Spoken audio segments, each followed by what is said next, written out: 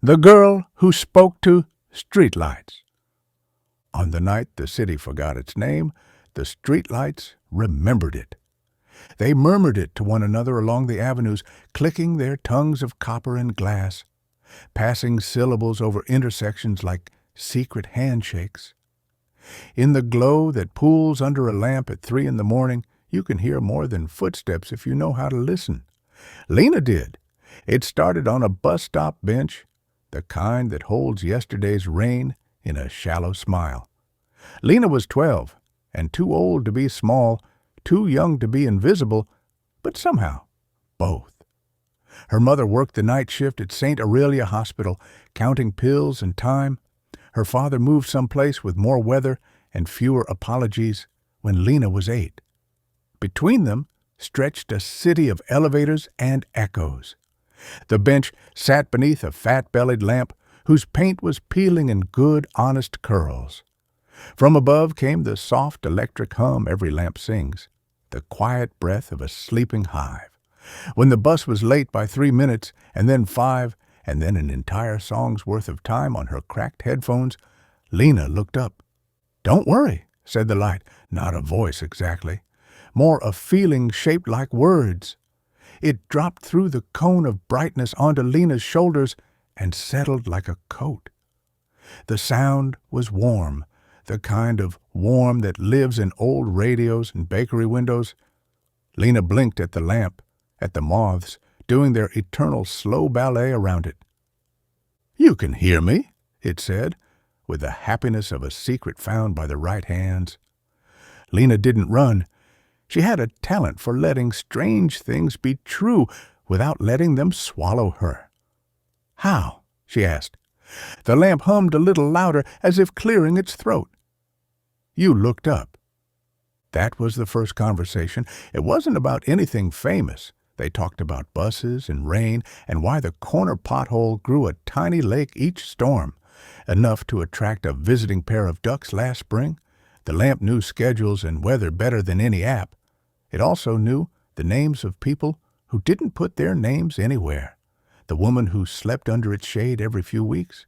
The boy who learned how to juggle apples there and grew brazen enough to try oranges. "Lights, remember?" the lamp told her. "That's our job. To hold the pieces that fall off the day." From then on, Lena looked up at every lamp she passed, just in case. She learned that each had a personality baked in by age and weather and the poems of the neighborhood. The lamp in front of the Polish bakery always smelled faintly of sugar when it spoke, and liked to catalog pastries by how they looked at dawn. The one by the courthouse had a baritone patience and preferred to count pigeons rather than people. A whole avenue of lights near the river spoke in a chorus, soft, overlapping, like water, telling itself a story. Lena learned to be polite. She listened more than she asked. She told no one. The city had already given her a list of things adults dismissed. The fact that the train announces your secrets in a voice only your ribs hear. The way crossing signals argue with each other when the wind is high. The truth that loneliness is a room you can leave only by finding someone else's door. On weekday nights, while her mother slept the hours nurses get for dreaming, Lena walked. She started carrying a notebook and writing down what the lamps gave her, a sentence, a date, a fragment of city memory. Over time, the pages stacked into a map made of light. June 3rd, 1:16 a.m. She sat on the curb with a backpack and a slice of cold pizza, talking to herself about leaving. The pizza made more sense. July 8th, 4:47 a.m. He practiced saying "I'm sorry" 4 times. On the 5th, he believed himself. August 29th, 12:02 a.m. A fox passed through as if it knew the traffic lights by heart. The lamps were not nosy. They were witnesses. They didn't tell her everything, because everything is too much for anyone. But sometimes they told her things that turned into little kites in her chest, pulling her toward people like string. The first person she helped was a man in a navy suit whose tie had collapsed like a tired mouth. He sat on the steps outside the library for 20 minutes and looked at the square of dark where his reflection should have been in the glass. The lamp above him, tall, old, the color of tea left to cool, told Lena his name with the grace of someone returning a dropped handkerchief. "He's lost his words," the light said. "They'll come back if someone lends him a few." So Lena sat one step below and to the side, a respectful diagonal, and asked him if he liked dogs. He said he didn't know. She asked if he liked rain. He said he wasn't sure. She asked if he liked the way the library smells. He said yes, immediately, and with relief, as if a lock had remembered how to turn. He told her about childhood summers spent in a smaller library with a ceiling fan that sliced the heat into manageable pieces.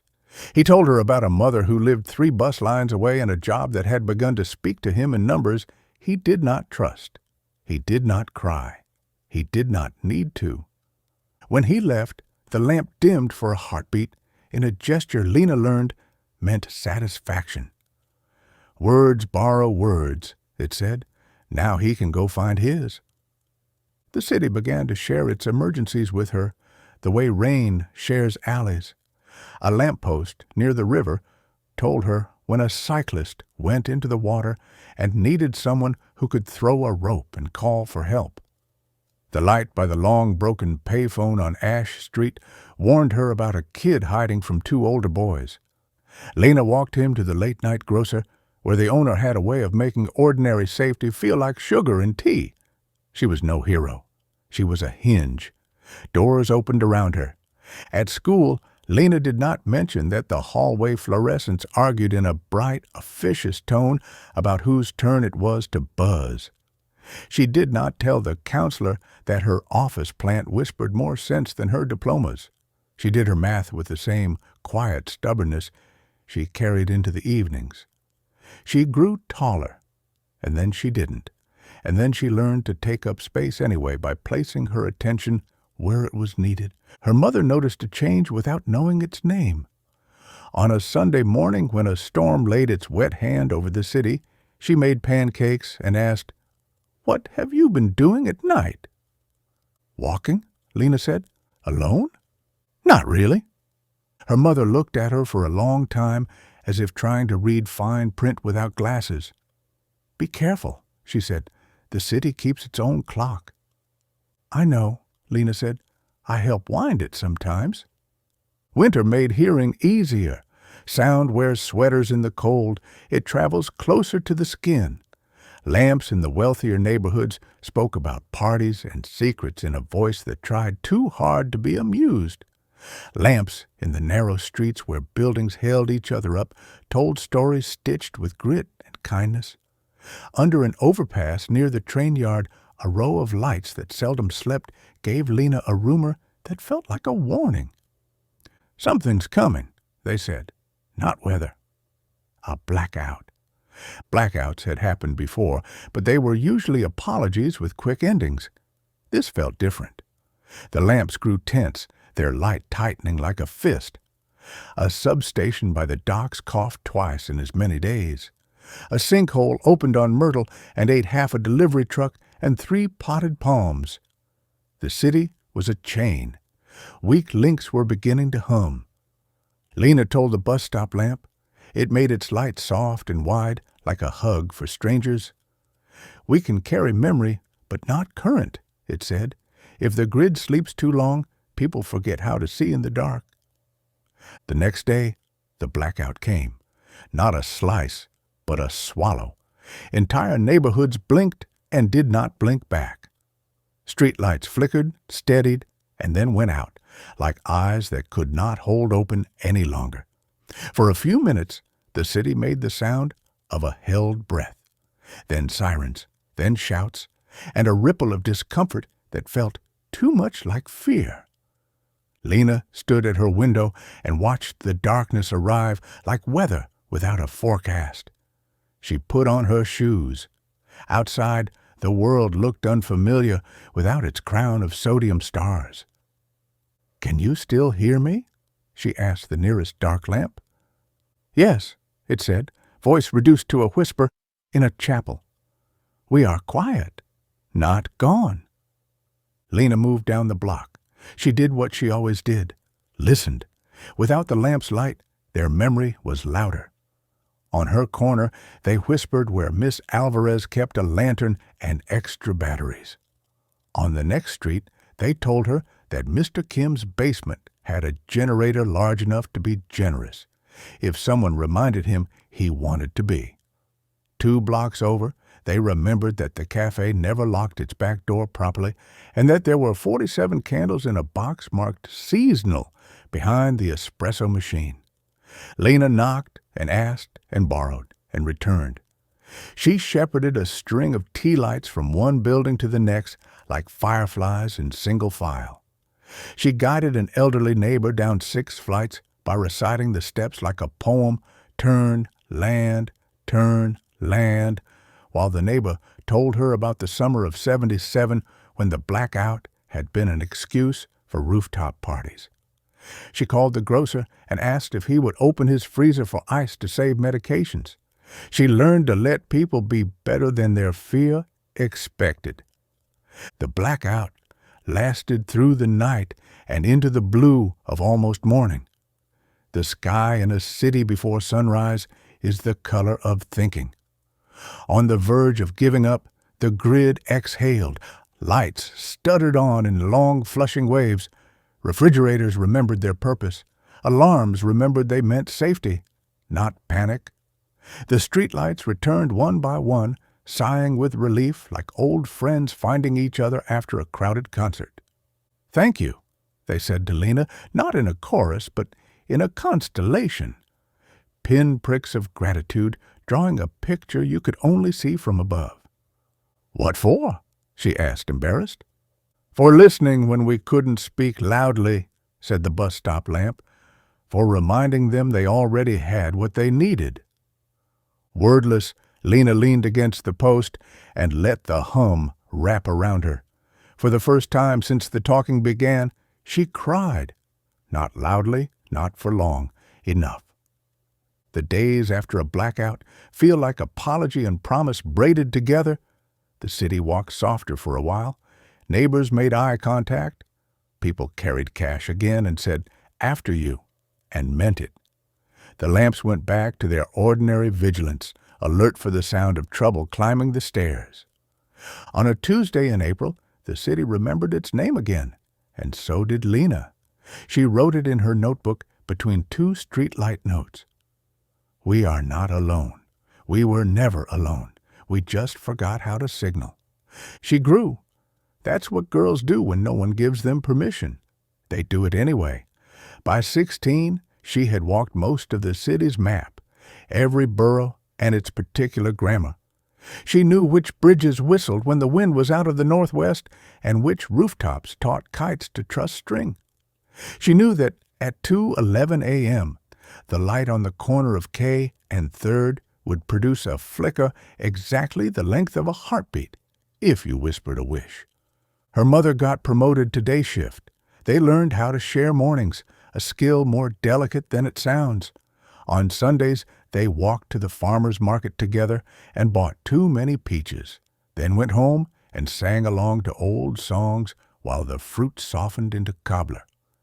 Lena told her mother about the blackout, which was a way of telling her about the lamps, and watched her mother decide to believe.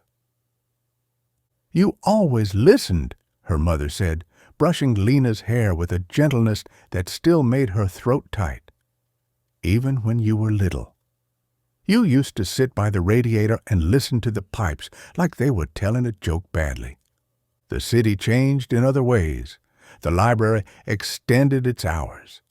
A councilwoman whose name Lena only knew because a courthouse lamp liked to gossip pushed through funding for replacing the old wooden utility poles with flex steel that bent instead of snapped in storms. A local band recorded an album of songs titled After Intersections at which they'd fallen in love or fallen apart. Someone started chalking poems at bus stops so that waiting didn't feel like wasting. On the anniversary of the blackout, people brought lanterns to the park at dusk. They set them along the path and on the grass, small sons training themselves to be kind. There was no speech, no stage, just a low collective hum of being alive near each other. The lamps watched with something like pride. Lena sat on her usual bench, the bus stop lamp above her purring like a cat. "What will you do?" it asked her, "when listening isn't enough?" Lena looked down at her hands. They were larger now, more certain. "I think I will help build places where people can listen to each other without needing a power outage to remember how." "A sensible ambition," the lamp said. "Cities are gossip and grace with plumbing." In the months that followed, Lena started a small thing that became bigger. She and two classmates she trusted hosted a listening table in the corner of the library. No advice, no arguments, just time and ears. They built a website for the city's elder stories, a sound map marked not by attractions, but by memories. They posted requests for help where help fit like a key. They posted thank yous like confetti. The lamps contributed in their way, offering details no camera would ever catch, the space between words, the moment a hand stopped shaking. When she graduated, the city gave Lena its oddest blessing. She was walking home past a row of new lamps, sleeker, less chatty, when the oldest one on the block crackled like a vinyl record and said, "You're leaving." "Only for days at a time," she said, suddenly aware of the road like a hand at her back. "There are other cities, other lights." "Good," said the lamp. And if a lamp could kiss a forehead, that's what its light did. "Tell them we said hello." Lena did leave sometimes. She found other streets with other rules. She learned to understand the language of neon and the dialect of desert sun. She learned that rural roads at midnight speak in the voices of animals you never see. She discovered that even unlit spaces have currents of attention moving through them, like birds on migration only you can feel. But she always came back. Cities are not jealous, but they do appreciate consistency. When she returned, she visited the bus stop first. She sat under her lamp, now wearing a new coat of paint and a tiny brass plate with an ID number that made it look official in a way that amused them both. "Anything to report?" she asked. "2 engagements, 1 dog learning to sit, 3 people reading books they were not assigned," the lamp said cheerfully. "And your mother left you a jar of peach jam." "Of course she did," Lena said, smiling. "We are who we are." Night slid over the neighborhood. The lamps woke in a practiced wave, their light overlapping in a calculus of safety and one more chapter. Somewhere far away, an ambulance sang. Somewhere close, someone laughed the kind of laugh that forgives. Lena walked home with the city's hum beneath her feet and above her head, tuned to a frequency that said, "You belong here," without needing to say it. She still listens, of course. The work is different now. Less emergencies, more architecture. She helps design corners where light encourages conversation instead of glare. Benches placed where waiting can be social, not a sentence. She teaches kids how to hear their blocks, to overhear kindness. Some of them will never talk to a streetlight, but they will learn the trick anyway. Look up, and something will answer. On the night the city remembered its name again, the streetlights didn't have to pass it along. People did. They said it to each other the way you say good night when you mean thank you for staying alive near me. The lamps listened with satisfaction and filed the sound under important. If you were to ask Lena what the city sounds like now, she would not say sirens or trains or the endless exhale of traffic. She would say it sounds like 1,000 conversations braided into a single patient hum. She would say it sounds like light warming a bench. She would say that sometimes, when the wind carries the rain in from the river and the crosswalk signal flashes a white hand like a blessing, the streetlights still tell her secrets, not because she needs them to, but because friendship, like electricity, prefers a closed circuit. And on certain winter evenings, when the air makes halos around everything that tries to glow, you can hear it too if you stand in the right place and look up. The city telling you the truest thing it knows. Don't worry, the light says. You're not alone.